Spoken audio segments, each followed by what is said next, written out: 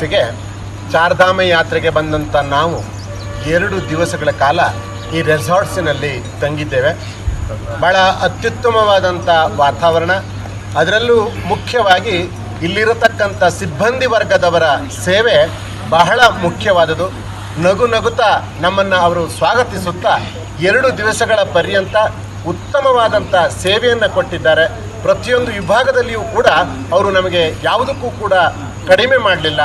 ಮತ್ತೊಮ್ಮೆ ನಾನು ನಿಮಗೆಲ್ಲರಿಗೂ ಧನ್ಯವಾದಗಳನ್ನು ಅರ್ಪಿಸುತ್ತಾ, ಯಾರೇ ಈ ಭಾಗದಲ್ಲಿ ಯಾವ ರೆಸಾರ್ಟ್ಸ್ ಚೆನ್ನಾಗಿದೆ ಅಂತ ಕೇಳಿದರೆ ನಾವು ಧೈರ್ಯದಿಂದ ಹೇಳ್ಬೋದು, ಋಗ್ವೇದ ರೆಸಾರ್ಟ್ಸ್. ಭಾಳ ಹೆಸರು ಕೂಡ ಅತ್ಯಂತ ಪವಿತ್ರವಾದಂಥದ್ದು.